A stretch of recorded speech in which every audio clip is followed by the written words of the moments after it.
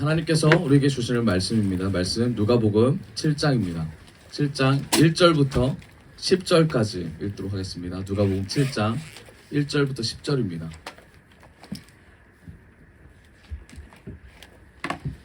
누가복음 7장 1절부터 10절까지입니다.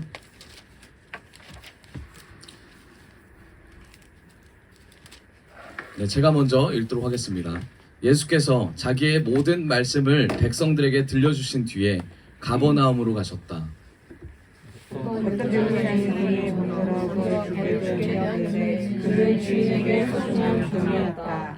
그 백부장이 예수의 소문을 듣고 유대 사람들의 장로들을 예수께로 보내어 그에게 청하기를 와서 자기 종을 낫게 해달라고 하였다. 그들이 예수께로 와서 간곡히 청하기를 그는 선생님께서 그를 만나는 사람이다. 그는 우리 민족을 사랑하는 사람이고 우리에게 회당을 지어 주었습니다 하였다. 예수께서 그들과 함께 가셨다. 예수께서 백부장의 집에서 그리 멀지 않은 곳에 이르렀을 때에 백부장은 친구들을 보내어 예수께 이렇게 아뢰었다. 주님 그들의 실소가 실 것입니다. 저는 주님을 내 집에 모셔주려 한 적이 없습니다. 그래서 내가 주님께로 나올 엄두도 못 냈습니다. 그저 말씀만 하셔서 내 종을 낫게 해주십시오. 나도 상관을 주는 사람이고 내 동산에 있어서 내가 여기서 너로 하라고 하고 저 사람도 오라고 합니다. 또 내 종도 이것을 하라고 합니다. 예수께서 이 말을 들으시고 그를 놀라게 여기시어 돌아서서 자기를 따라오는 무리에게 말씀하셨다. 여기서부터 같이 읽겠습니다. 시작. 내가 너희에게 말한다. 나는 이스라엘 사람 가운데서는 아직 이런 믿음을 본 일이 없다. 심부름 왔던 사람들이 집에 돌아가서 보니 종은 나아 있었다. 아멘. 아멘. 아멘. 네, 오늘 주님께서 우리에게 주시는 말씀의 제목은 주님 말씀만 하시옵소서 은혜를 받겠습니다. 주님 말씀만 하시옵소서 은혜를 받겠습니다 라는 제목으로 말씀을 선포하도록 하겠습니다. 우리 옆 사람과 인사합시다. 은혜 받읍시다. 은혜 받읍시다. 은혜 받읍시다. 은혜 받읍시다. 한 번 더 인사할까? 은혜의 자리에 잘 오셨습니다. 은혜의 자리에 잘 오셨습니다. 네, 아멘. 여러분 참 힘들게 오늘 하루 또 사시다가 은혜의 자리에 나온 줄을 압니다.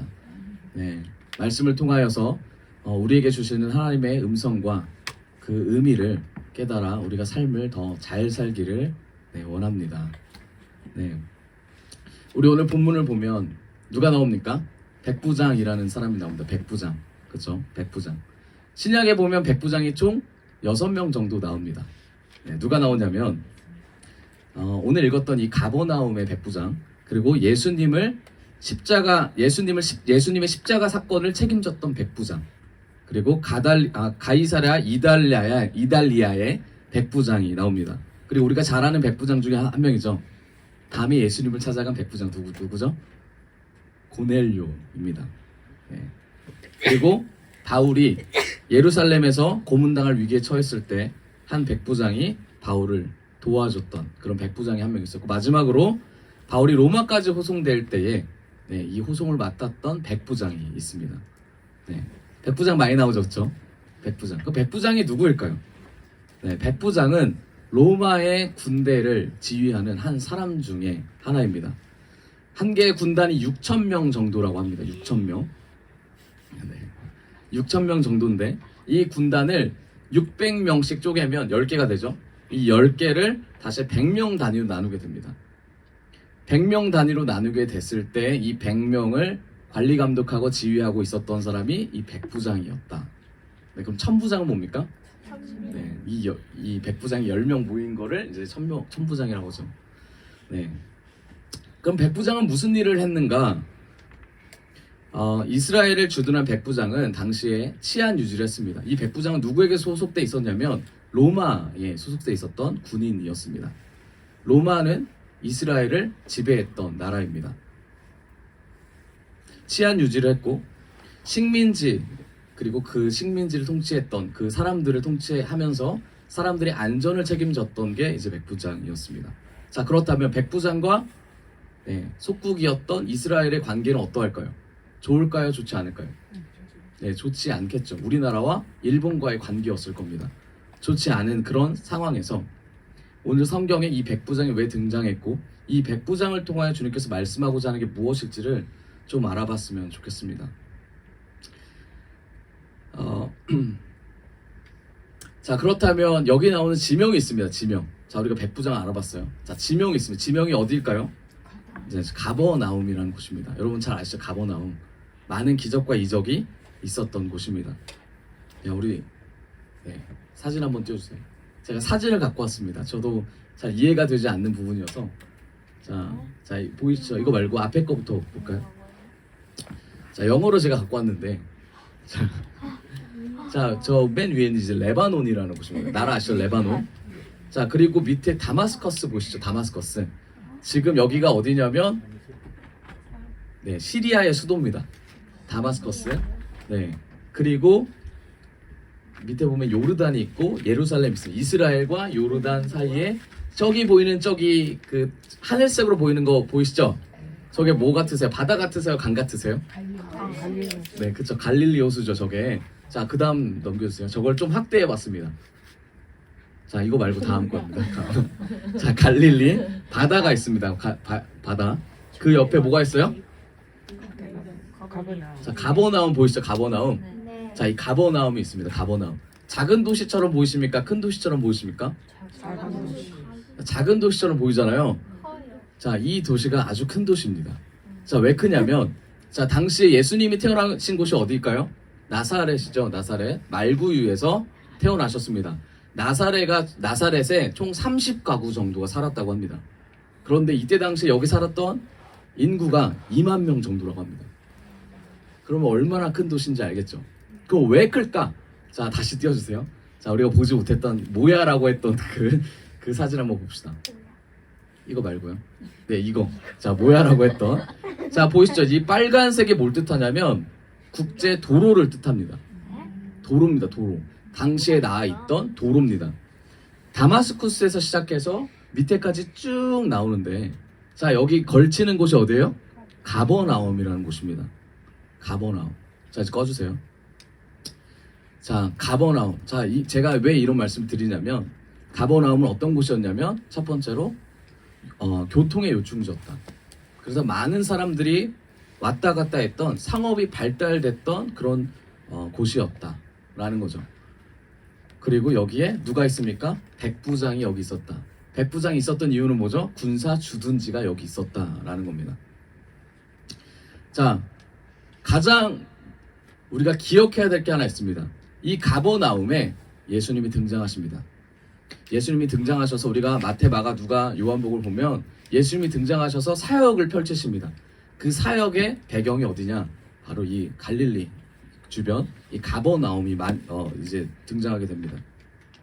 여기를 예수님께서 선교 본부로 정하시고 사역을 진행하십니다.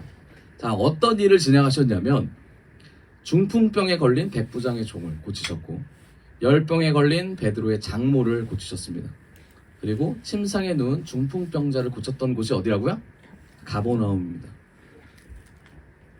그리고 여기서 마태 누구죠? 예수님의 제자 중 한 명이죠. 예수님의 제자 중 한 명이었던 이 마태를 예수님의 제자로 부르셨습니다. 예수님의 제자 마태의 직업은 뭡니까? 세리였습니다. 돈 세는 세리. 그럼 여기 뭐가 있었다? 세무서가 있었다. 사람들이 돈을 많이 주고받는 그런 역할을 했던 이곳이 바로 가버나움이었다라는 겁니다. 그런데 가버나움을 이렇게 설명하고 백부장까지 설명을 들었습니다. 그런데 예수님께서 이 도시를 보면서 사역을 펼치시면서 말씀하셨던 말이 있습니다. 이 말이 뭐냐면 마태복음 11장 23절 한번 보여주세요. 자, 같이 읽어볼까요? 시작. 바가 있다. 너 가버나움아, 내가 하늘에서 예수를 쓰느냐 지옥까지 떨어질 것이다. 다음 절. 너 가버나움에서 행한 기적들을 소돔에서 행했더라면 그 너희까지 남아있을 것이다. 나는 다음 절인데요. 나는 너희에게 말한다. 심판날에 소돔 땅이 너보다 견디기 쉬울 것이다. 아멘. 예수님께서 누구에게 말씀하셨어요? 가버나움에게 말씀하셨습니다. 가버나움 사람들에게 선포하셨습니다. 이렇게 잘 발달되고 예수님의 선교 본부가 있었던 이곳에서, 사람들이 기적과 이적을 발견했던 이곳에서 이들을 향해서 예수님께서 왜 이렇게 저주를 하셨을까? 간단합니다. 이들은 복음을 받아들였다, 안 받아들였다? 받아들이지 않았다. 아무리 삶이 좋아지고 아무리 우리가 예수님 앞에 은혜를 받았다 한들 예수님의 복음이 우리의 삶에서 살아내지 못하면 결국 우리는 가버나움 사람들처럼 살아갈 수밖에 없다는 것을 예수님께서 말씀으로 알려주시고 계십니다. 예수님께서 너무나 안타까우신 거예요. 가버나움 사람들에게 주셨던 그 은혜가 너무나 안타까우신 거예요. 그러면서 예수님께서 마지막 기회를 주십니다. 뭐라고 하시냐면 돌아다니시면서 이렇게 말씀하세요. 회개하라. 뭐가 왔다? 천국이 가까이 왔느니라. 이 얘기를 했던 곳이 어디입니까? 가버나움이었습니다. 그럼에도 불구하고 이들은 예수님을 따라가지 않고 예수님을 박해하며 예수님이 말씀하신 것을 듣지 않고 살아갔습니다. 결국 눈에 보이는 것을 쫓다가 예수님이 말씀하시는 천국과는 등한시된 삶을 살게 됐습니다. 무엇을 의미하죠? 삶과 신앙의 연합, 하나됨을 보여주지 못했기 때문에 이 도시는 결국 어떻게 되냐면, 사진 보여주세요. 이렇게 됩니다. 네, 이게 가버나움이에요. 가버나움. 제가 이걸 좀 알아봤어요. 가버나움이 도대체 어떻게 망했을까? 가버나움은 지금 가시면 이런 풍경밖에 없습니다. 여기서 어떠한 열매도 나지 않고 사람들이 여기 살지도 않습니다. 여기에 유적지로서 이제 지나가는 그런 도시로 전락해 버렸습니다. 이스라엘에서도 여기가 굉장히 골칫 덩어리로 변해 버렸습니다. 예수님의 예언이 그대로 실현됨을 우리가 볼 수 있습니다. 자, 꺼주시고. 자, 여러분. 자, 그런데 이런 가버나움에 누가 있었습니까? 백부장이라는 사람이 있었습니다. 백부장. 이 백부장. 그리고 많은 사람들이 있었어요. 자, 우리는 백부장을 바라보면서 우리가 믿음을 키워야 될 줄을 압니다. 저 백부장의 믿음이 있어서 여기 성경에 기록됐죠. 자, 백부장의 믿음이 있고 그리고 가버나움 사람들이 있습니다. 이 두 가지 상황에서 백부장이 도대체 어떤 믿음을 가지고 왜 예수님한테 칭찬받았고 이 믿음이 어떻게 자랐는지를 좀 살펴봤으면 좋겠습니다. 우리 본문 7장 1절을 같이 읽도록 하겠습니다. 제가 읽도록 할게요. 예수께서 자기의 모든 말씀을 백성들에게 들려주신 뒤에 가버나움으로 가셨다. 자, 언제 가셨습니까? 모든 말씀을 백성들에게 들려줬어요. 사역이 시작됐습니다. 사역이 시작되고 한창 무르익는 이 시점에 예수님께서 가버나움으로 가십니다. 그리고 나서 2절에 어떤 백부장의 종이 병들어 거의 죽게 되었는데 그는 주인에게 소중한 종이었다. 네. 자, 우리 여기서 주목해야 될 단어들이 있죠. 뭐가 있을까요? 네, 종이죠. 종. 어떤 종이에요? 소중한 종. 자, 말이 좀 이상하잖아요. 그쵸? 종인데 소중하대요. 그러면 두 가지 중에 하나죠. 엄청 부려먹던가 아니면 진짜 소중해서 종처럼 부리지 않던가. 그쵸? 어디였을까요? 백부장이 소중한 종이라고 하면 어떤 의미에서 소중한 종이라고 표현했을까? 이겁니다. 자, 그런 종이 있었대요. 자, 당시의 상황을 보면 노예제도가 한창이었습니다. 노예제도 잘 아시죠? 노예제도. 종과 노예의 관계는 뭡니까? 종과 노예가 아니라 주인과 종의 관계는 뭐예요? 주인이 말하는 것을 종이 무조건 하는 시스템이었어요. 노예도 마찬가지였죠. 네, 주인이 말하는 것을 들어주는 것이 종이 해야 될 일이었습니다. 자, 그런데 그때 당시에 그런 세계관을 가졌던 이 백부장이 표현하는 말이 뭐예요? 소중한 종이라고 그랬어요. 자, 우리 상식적으로 소중한 종이라는 건 아까 말씀드렸듯이 일어나지 않는다고 말씀드렸습니다. 자, 그렇다면 왜 소중한 종이라고 했을까? 상식 밖의 생각을 해보면 소중한 종이라고 한 이유는 뭐예요? 이 종을 정말 아꼈다. 그렇죠? 당시에 말했던 세계관과 노예관을 뒤집는 말을 하고 있었다. 누가? 백부장이 하고 있었다. 다시 말해서 그 시대의 사람들이 주장하고 그 시대 사람들이 얘기하고 옳다고 하는 것을 잘못됐다고 말했던 사람이 누구다? 백부장이었다는 겁니다. 다른 사람들이 생각해서 나보다 더 낮은 사람, 더 하찮은 사람을 깔아 뭉개는 세계관과 가치관이 아니라 그 사람들조차도 소중한 사람이라고 말할 수 있는 이 백부장의 마인드를, 그 생각을, 그 사고관을 우리가 가져야 될 줄 믿습니다. 제가 어저께 이제 말씀을 준비하면서 우리 교회 영상을 쭉 봤습니다. 우리 교회 영상을 봤어요. 네. 선교를 정말 많이 갔더라고요. 영상을 바라보면서 감사도 하고, 아, 이땐 이랬지, 저땐 저랬지 하면서 많은 이제 회상을 하게 됐습니다. 그러면서 들었던 생각이 있습니다. 하나님께서 우리 교회에게 선교라는 이름으로 우리가 많은 외국을 나갔습니다. 그렇죠? 여기서 한 번도 안 나가 보신 분이 있으신데 이제 나중에 오신 분 말고 우리 같이 있을 때 한 번도 안 나가 보신 분 없죠? 여기 다 나가 보셨잖아요. 한 번이라도. 그렇죠? 그런데 그걸 보면서 느낀 게 뭐냐면 우리가 선교를 갔는데 정작 우리가 바뀌었냐는 겁니다. 선교라는 걸 갔어요. 하나님의 은혜로 갔습니다. 시간도 하나님께서 주어주시고 돈도 주어주셔서 선교라는 걸 갔어요. 1개, 2개, 3개, 4개, 5개를 넘어서서 20개국을 가신 분도 있고 10개국을 가신 분도 있고 25개국을 가신 분도 있고 뭐 30개국 이제 거의 가신 분도 있으실 텐데 우리가 변화됐냐라는 거예요. 우리가 바뀌었냐? 우리 옆 사람 한번 볼까요? 바뀌었습니까? 한번 물어보세요. 바뀌셨어요? 자, 바뀌셨습니까? 네, 바뀌었다라는 기준이 뭘까요? 그럼 바뀌었다. 아, 이 사람 바뀌었는데? 자, 이 사람 바뀌었는데 기준이 뭐예요? 안 웃던 웃음을 짓니까? 아니면 뭐예요? 내가 선교 갈 때 도와줘요? 아니면 뭐예요? 아, 주님이 하셨습니다. 외치는 것이 바뀌는 거예요? 우리는 이런 것들이 바뀌었다라고 생각했어요. 이건 바뀌어가는 과정이죠, 그렇죠? 그런데 바뀌는 것과 우리가 그리스도인이 되는 건 다른 얘기입니다. 가지 않더라도 그리스도인이 될 수 있어요. 가지 않더라도 그리스도인이 될 수 있는데 우리는 선교로 무조건 가려고 합니다. 왜요? 그리스도인이 되는 것보다 선교 가서 바뀌는 게 더 중요하다고 생각하니까. 근데 이때까지 우리 혼동했어요. 가야지만 그리스도인이 된다라고 생각했어요. 그러니까 못 가면 어떻습니까? 아, 내가 뒤처졌구나. 갔다 와서 대화에 참여할 수 없구나. 이런 생각을 가지게 되죠. 그런데 여러분 정말 바뀌셨습니까? 정말 우리가 원하는 만큼 바뀌셨어요? 원하는 만큼 주님 붙잡으셨습니까? 원하는 만큼 쫓아가셨어요? 자, 우리가 선교를 간 가장 큰 목적과 이유가 뭡니까? 그리스도의 문화를 우리가 직접 받고 우리의 상처를 치유받고 주님이 이끄셨던 것에 감사함으로써 나아가자. 사람들을 변화시키지 못하니까 우리 먼저 뭐하자?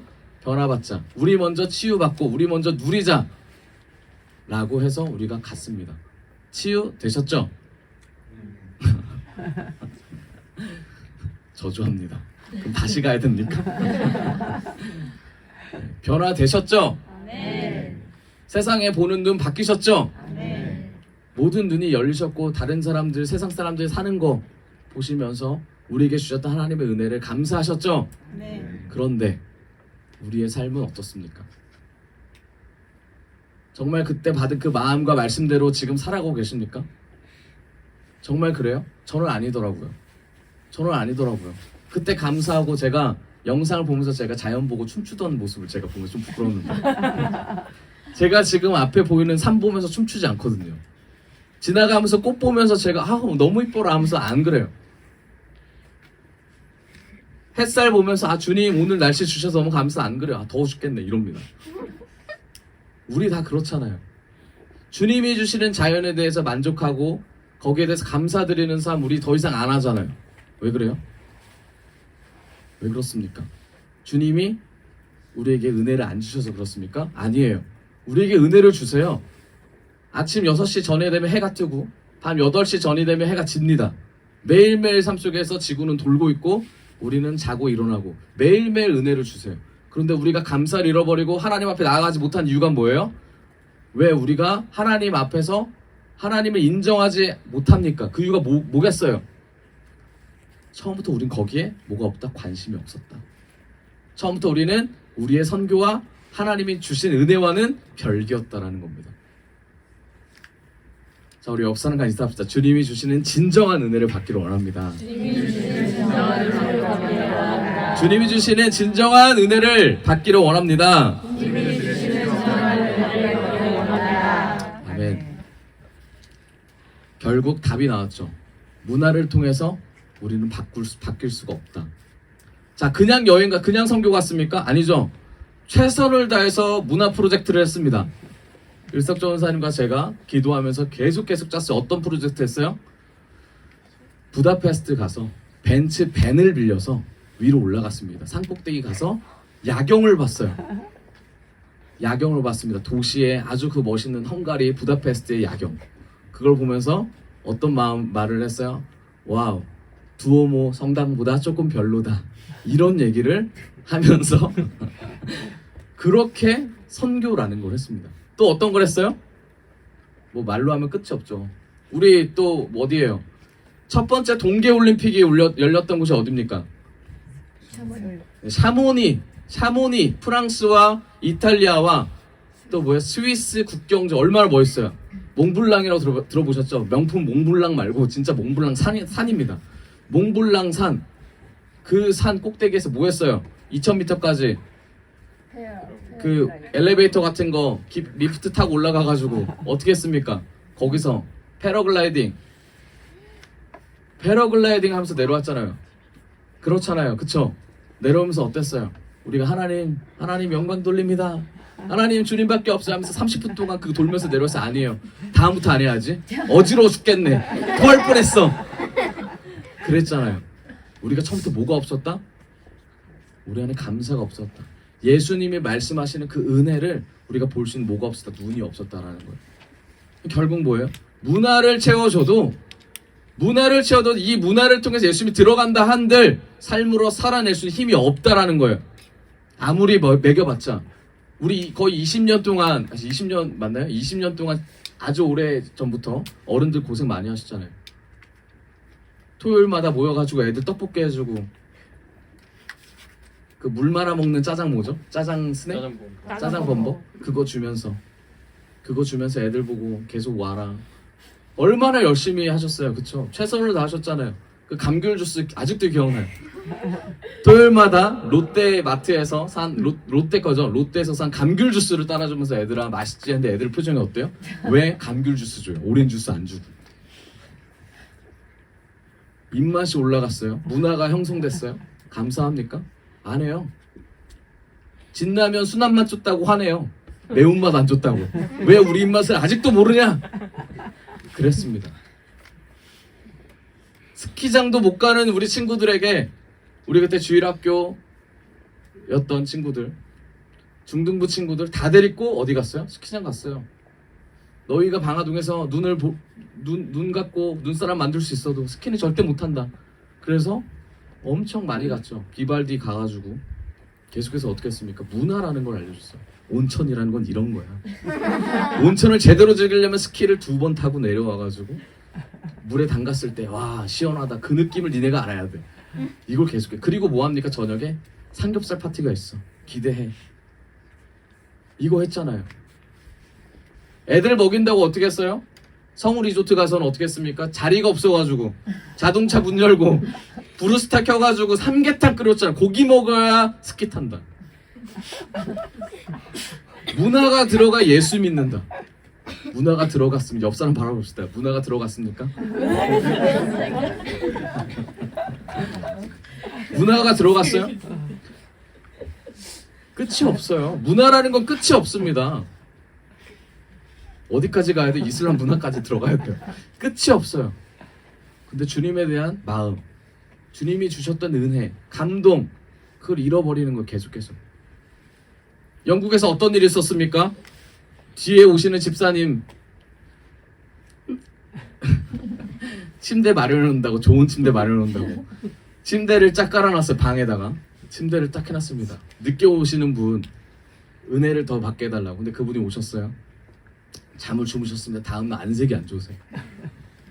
알고 봤더니 집이 어떤 집이었습니까? 천장이 뚫려 있는 집이었어요. 천장이 너무 멋있어요. 유리로 뚫려 있어가지고 유리로 착 막혀 있어요. 그러면 저녁에 뭐가 보여요? 네, 비 오는 것도 보이고 뭐도 보입니까? 달도 보이고 얼마나 멋있어요. 그런데 하필이면 그 위에 뭐가 있었다? 가로등이 있었다. 가로등이 있었다. 아침에 일어나서 나 드러났어요. 나에게 어떻게 이런 방을 줘요?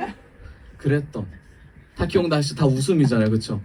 몽블랑을 바라보면서 지하 1층부터 3층까지 되는 방 7개짜리 방을 빌려서 11개 정도 됐던 것 같아요. 11개짜리 방을 빌려가지고 너무 멋있었어요, 그렇죠?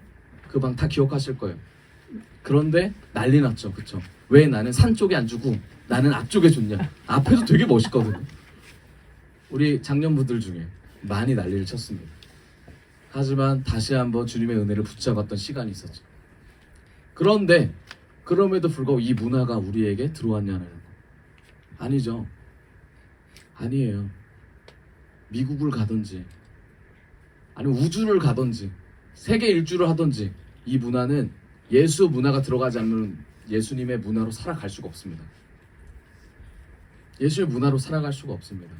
우리 옆 사람과 한 번 더 인사합시다. 예수 문화 받아들입시다. 예수 문화 받아들입시다. 아멘. 이 예수 문화를 받아들인 사람이 백부장이었더라니. 백부장. 어떤 문화였어요? 소중한 종이었다. 한 사람도 자기의 종조차도 소중하게 생각했던 이 백부장의 마음. 그러면 어떤 마음이에요? 교만하거나 내가 저 사람보다 더 높은 마음이거나 내가 저 사람을 깔아뭉개거나 내가 옳다는 걸 주장하는 게 아니라 어떤 마음으로 접근합니까? 이 사람은 정말 소중한 한 인격체다라고 존중하는 거예요. 정말 소중해서 내가 이 사람을 꼭 낫게 해주고 싶다. 정말 소중해서 이 사람이 꼭 나았으면 좋겠다라는 마음으로 그 심령으로 그 세계관과 가치관으로 접근하는 거예요. 이게 누구 마음이다? 예수님 마음이에요. 예수님이 이렇게 사역하셨어요. 한 사람을 천하보다 귀하게 생각하셨고 한 영혼을 쫓아가시고 한 영혼을 다독이시면서 그 영혼에게 예수님께서 말씀하셨어요. 너에게 누가 있다? 내가 있다. 간음하고 돌아온 여인에게 뭐라고 했습니까? 간음하고 붙잡힌 여인에게 맨 마지막 절에 보면 나도 너를 뭐하지 않는다? 정죄하지 않으니 다시는 가서 죄를 짓지 말아라 라고 예수님께서 말씀하세요. 여러분, 예수님께서 한 영혼을 품으심과 동시에 어떤 말씀하시냐면 천국에 대한 얘기를 하십니다. 천국. 그럼 우리가 말씀을 통해서 우리가 봐야 될 게 뭐예요? 우리가 한 영혼을 품어요. 그렇죠? 많이 품으시죠? 한 영혼을 품으면 그 다음 해야 될 게 뭐예요? 그 영혼에게 천국이 들어갈 수 있도록 도와줘야 돼요. 그 영혼에게 천국이 들어가서 천국의 삶을 살 수 있도록 도와줘야 돼요. 그러려면 어떻게 해야 됩니까? 우리가 지금 천국의 삶을 살고 있다는 것을 그들에게 기쁨으로 보여줘야 돼요. 정말 그렇게 살고 계세요? 사시고 싶죠? 저도 그러고 싶습니다. 이 백부장은 그 모습을 보여주려고 노력했어요. 자, 그래서 뭐라고 했냐면 7장 3절을 보겠습니다. 같이 읽을게요. 7장 3절 시작. 그 백부장이 예수의 소문을 듣고 유대 사람들의 장로들을 예수께로 보내어 그에게 청하기를 와서 자기 종을 낫게 해달라고 하였다. 백부장이 예수님의 소문을 듣습니다. 가버나움에서 활동하고 계시던 예수님, 슈퍼스타였던 예수님의 소문을 들어요. 그래서 마음에 품습니다. 내 종을 저 사람이 고쳐줄 수도 있겠다 라는 마음을 품어요. 그 마음의 시작이 어디예요? 소중한 종이었기 때문에 시작이 됩니다. 그리고 와서 유대 사람들의 장로들을 예수님께 보내기 시작합니다. 유대인의 장로예요. 유대인의 장로를 누가 보내요? 로마에 있었던 백부장. 로마의 군인이었던 이 백부장이 유대인의 장로들을 불러서 누구한테 보냅니까? 예수님께 보냅니다. 그리고 와서 그들을 통해서 예수님께 말하는 거예요. 그에게 청하기를 와서 뭐 해달라고? 그러죠?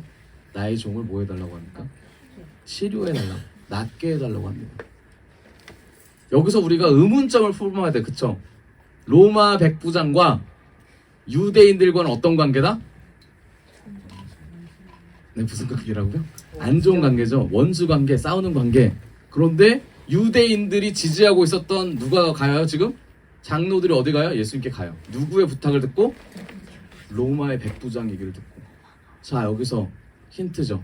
어떤 힌트요? 로마와 유대인의 관계가 좋았다? 안 좋았다. 그런데 장로들이 간 이유가 뭐다? 백부장과 관계는 좋았다, 안 좋았다? 네, 좋았다. 첫 번째. 두 번째, 로마의 백부장이 명령을 해가지고 유대인의 장로들에게 가라! 안 그럼 너 혼나! 라고 했을까요? 이 두 가지 우리가 생각할 수 있어요. 그런데 이때까지 흐름을 보면 뭡니까? 첫 번째죠.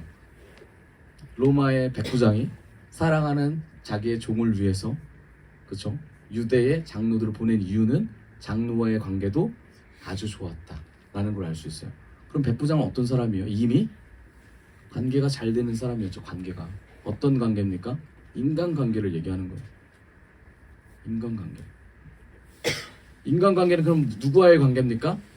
하나님과의 관계예요. 인간관계가 되지 않으면 하나님의 관계도 우리가 돌아봐야 됩니다. 하나님의 관계는 곧 인간관계를 통해서 나오거든요. 우리 옆 사람과 인사합시다. 하나님의 관계를 세웁시다. 하나님의 관계를 세웁시다. 하나님의 관계를 세웁시다. 하나님의 관계를 세웁시다. 아멘.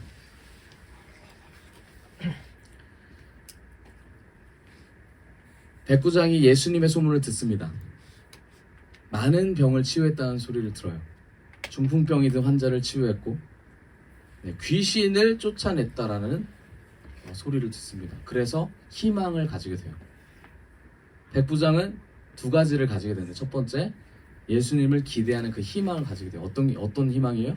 내 종도, 내 소중한 종, 내 사랑하는 종도 예수님 오면 뭐 할 수 있다? 나을 수 있다. 치료받을 수 있다. 라는 것을 알게 됩니다. 그리고 두 번째 뭐예요? 백부장이 자신의 종을 정말 아끼고 있다는 걸 알게 돼요.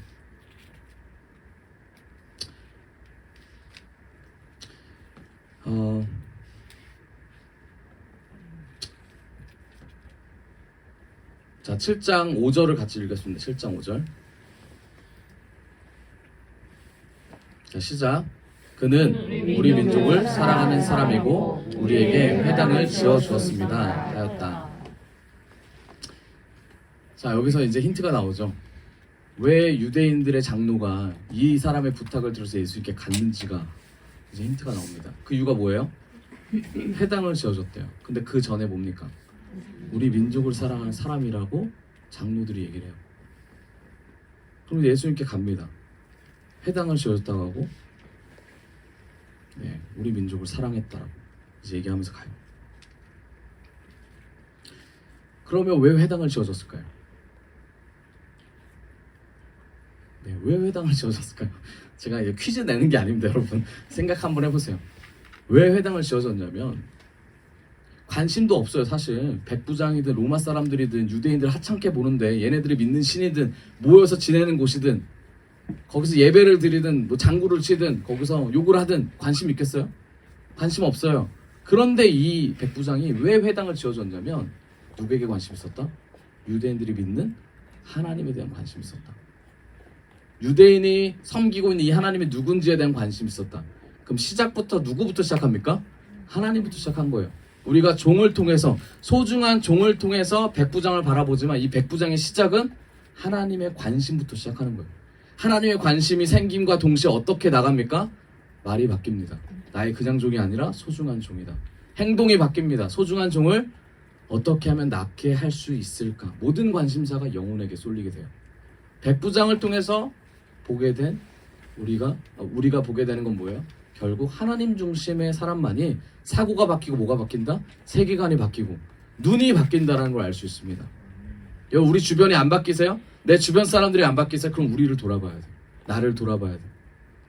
내 자녀가 안 바뀌거나, 내 남편이 안 바뀌고, 내 부인이 안 바뀌거나, 내 어머니 아버지가 바뀌지 않는다. 내가 생각한 만큼 안 된다. 그럼 우리 자신을 돌아봐야 돼. 나는 하나님 앞에서 어떤 삶을 살고 있지? 나는 정말 하나님은 우선주의고 영혼을 사랑하는 마음이 내 안에 있나? 이걸 돌아봐야 돼. 계속해서. 이 백부장을 통해서 주님께서는 이걸 계속 알려주고 싶은 거예요. 그래서 백부장은 결국 하나님을 향한 마음으로 이 회당을 지어줬다는 걸 알 수 있습니다. 그리고 왜 예수님을 기다렸냐? 그냥 단순하게 자신의 종이 병들어 죽게 됐기 때문에 낫게 해줄 사람이 예수님밖에 없구나. 저 사람이 그들 중에서 제일 낫다. 치료해주는 사람 중에 제일 낫다. 라고 생각해서 예수님 찾은 게 아니에요. 성경을 쭉 보면 하나님 나라를 사모하는 마음이, 이 마음이 처음부터 준비됐기 때문에 저 사람이라면, 저 사람이 말하는 천국이라면, 저 사람이 말하는 행동이라면 분명히 내 종을 낫게 해줄 수 있지 않을까? 저 사람이 말하는 사람과의 관계라면 분명히 낫게 해주지 않을까? 라는 것이 백부장 마음속에 있었습니다.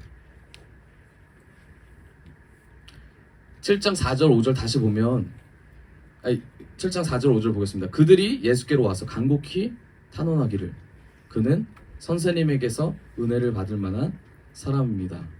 그는 우리 민족을 사랑한 사람이고 우리에게 회당을 지어주셨습니다. 이렇게 이제 말을 하죠. 다시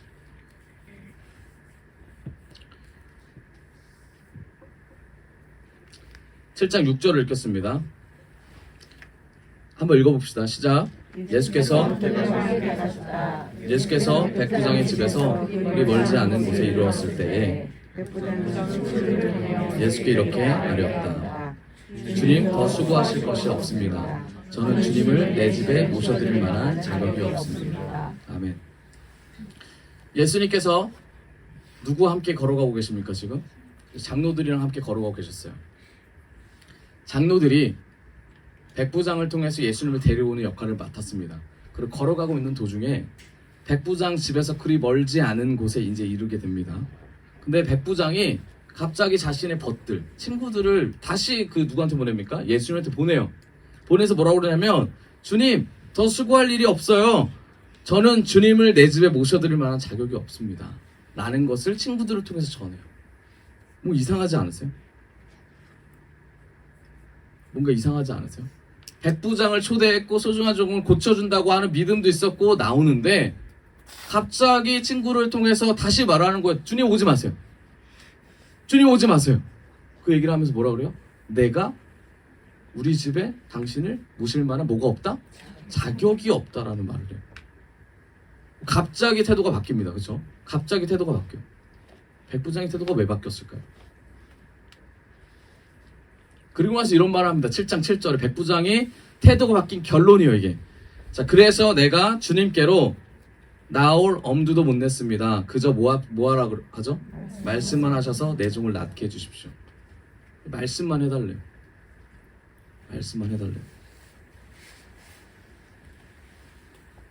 왜 그랬는지에 대한 이유는 명확하게 나오지 않지만 결국 뭐예요? 우리 집에 와서 내 종을 보고 고쳐주면 고쳐줄 수 있는 믿음에서 뭐가 바뀌었어요? 믿음의 크기가 바뀌었다라는 거예요. 그렇죠? 어디까지? 오는 도중에 봤더니 예수님이 안 오고도 고칠 수 있겠구나라는 믿음이 생긴 거예요. 놀랍죠? 이게 우리 삶에도 많이 적용되잖아요. 제가 내일 모레 이제 목사고시 발표가 납니다. 월요일날. 근데 이제 매일매일 마음이 바뀌어요. 아, 내가 7번을 잘 풀었던 것 같은데 기억이 안 나네요. 8번이 어떻지? 이게 마음이 계속 바뀌어요. 이게 뭐의 문제예요? 기억의 문제입니까? 아니죠. 이건 믿음의 문제예요. 그렇죠? 주님이 주셨는데 그 7번을 풀었던 그때의 손과 그때의 기억과 오늘 하루의 기억이 계속 바뀌는 거예요. 믿음이라는 이런 거예요. 주님이 우리에게 주셨어요. 그런데 믿음이 약해지면 어떻게 돼요? 계속 내 생각이 올라오게 돼요. 내 주장이 강해지게 돼요. 그리고 내 경험이 맞다라고 선포하게 됩니다. 믿음이란 이런 거예요. 자, 믿음이란 이런 건데, 그런데 믿음이 없다고 해서 제가 시험 본 게 없어집니까? 제가 믿음이 없어요. 하나 떨어질 것 같은데, 자, 그러면 제가 목사고시를 본 이 시험 자체가 사라지는 거예요? 아니죠. 그런데 많은 사람들은 생각해. 믿음 없으니까 뭐 한다? 구원 못 받아. 믿음 없으니까 천국 못 가 라고 말합니다. 믿음 없어도 뭐는 간다? 천국은 간다. 왜요? 이미 믿었기 때문에. 그럼 어제는 천국 갔고 오늘은 지옥 갔고 내일은 천국 가고 이런 아니에요. 믿음이 없다고 해서 천국에 못 간다라는 건 아닙니다. 그럼 뭐냐? 이미 우리는 믿음을 가지고 있어요. 믿음이 없다라고 사단이 장난치는 겁니다. 사단이 뭐라 그래요? 야, 너 믿음 없어. 못 가. 천국 못 가. 그런데 그건 사실이 아니죠. 너 7번 틀렸어. 라고 말하는, 사단이 계속 말하는데 그게 사실이에요? 아닐 거라 믿습니다. 네. 너 주관식 틀렸어. 한글 틀렸어. 라고 했는데 그게 틀렸다고 해서 제가 되고 안 되고 그게 결정됩니까? 아니에요. 그게 중요한 게 아니라는 거예요. 뭐가 중요하다? 예수 믿고 천국 가는 그 사실이 중요한 겁니다. 예수 믿었기 때문에 천국에 가는 거예요. 예수를 믿는 믿음을 이미 주셨기 때문에 예수님이 우리를 위하여 십자가에 못 박혀 죽으시고 부활하셨다는 사실을 우리가 선포하고 믿기 때문에 그 부활의 능력으로 죄가 끊어지고 사망 권세를 이겼기 때문에 우리가 어디 간다?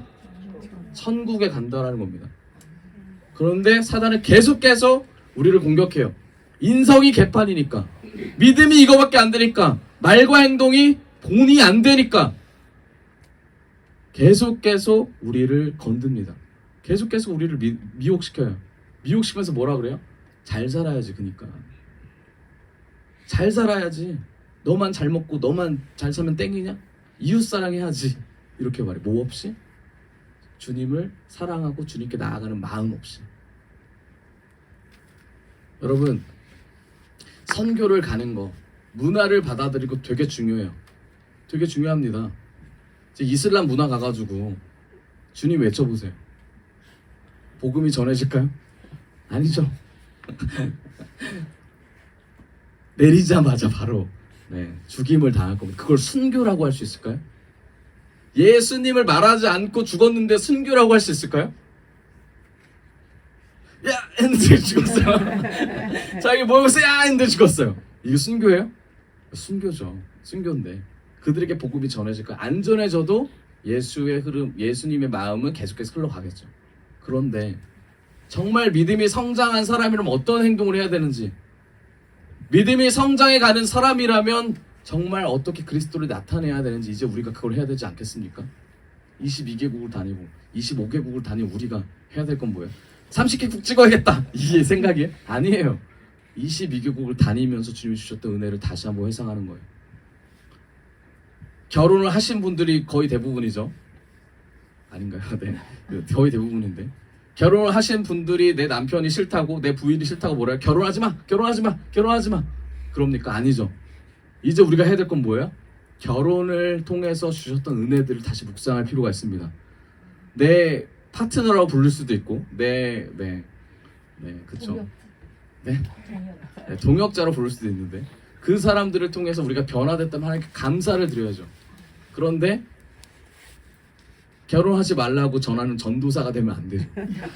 제가 일본 선교를 하고 있는데 갑자기 저희 사촌 형이 전화 왔습니다. 전화 와서 뭐라 그랬냐면, 두 가지를 넌 하면 안 돼. 첫 번째는 공부를 하지 마.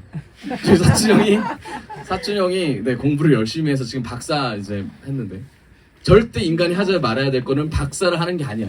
이거는 해선 안 되고 한다고 말도 꺼내선 안 된다. 두 번째는 이건 정말 명심해. 결혼은 절대 하지 마. 사촌이 이런 얘기를 했어요. 지금 잘 살고 있습니다. 제가 물어봤어요. 그때 그런 얘기 왜 했어? 물어봤어요. 그때 은혜가 없어서 그랬어. 우리가 은혜가 없다고 다른 사람의 인생까지도 그럴 필요 있습니까? 아니잖아요. 그렇죠? 백부장의 믿음은 바로 이런 거예요. 한 종이지만, 모든 사람들이 무시하는 이 상황이지만, 그럼에도 불구하고 자신을 통해서 예수 그리스도의 마음이 흘러가는 게 백부장의 믿음이에요. 백부장의 마음이었다고. 결국은 어떻게 됩니까? 흘러가요. 어떻게 해서든지 흘러갑니다. 하나님 관계와 이웃 관계를 통해서 흘러가요. 그런데 방금 아까 말씀드렸듯이 예수님 오지 말래요. 예수님 오면 너무 좋잖아요. 그렇죠? 예수님 오면 너무 좋잖아요. 근데 오지 말래요. 왜 그랬냐면, 백부장의 직업이 뭐예요? 백부장의 직업은 백부장인데, 백부장은 군인이었습니다. 군인. 자, 이 군인, 자, 일개 중대장이라 해봅시다. 일개 중대장, 되게 밑단 장교예요. 이 장교가 사단장, 높은 사람 만날 기회가 얼마나 되겠습니까? 군단장, 더 높은 사람, 대통령 만날 일이 있을까요?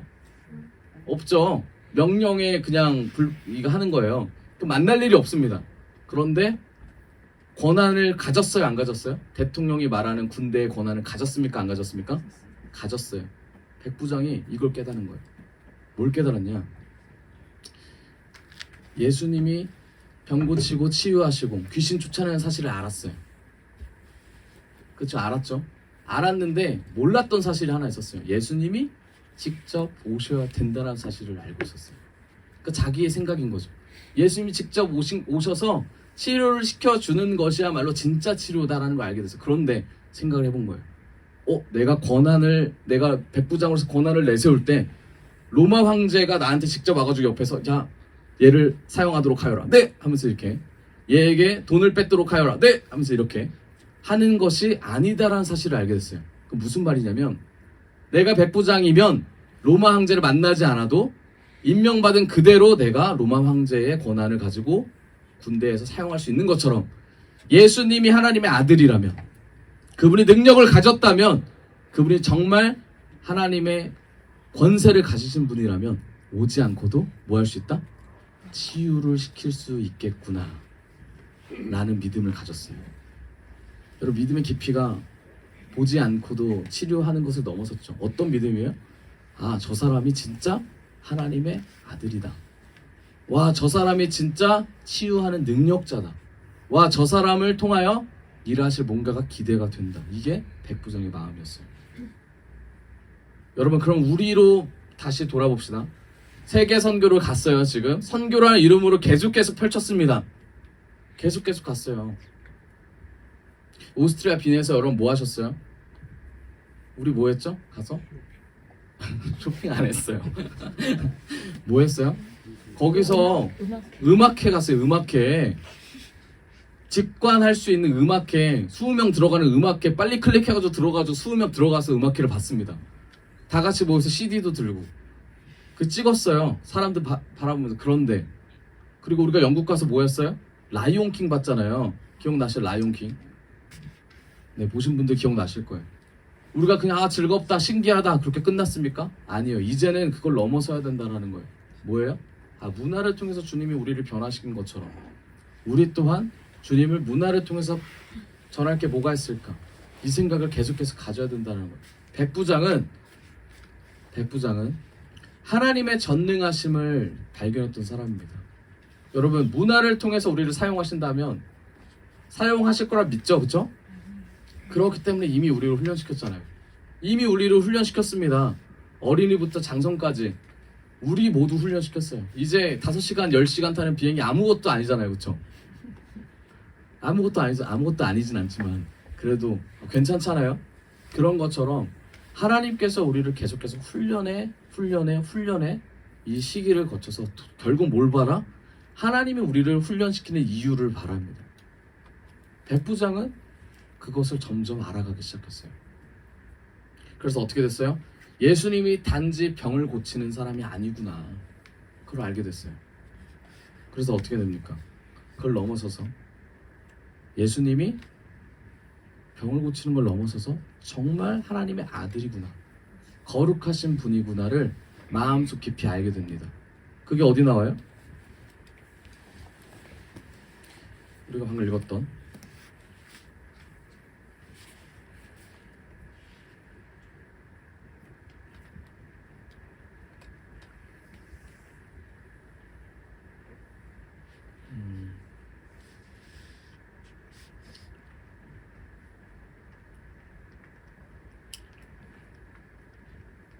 제가 여기 적어놓지 않아가지고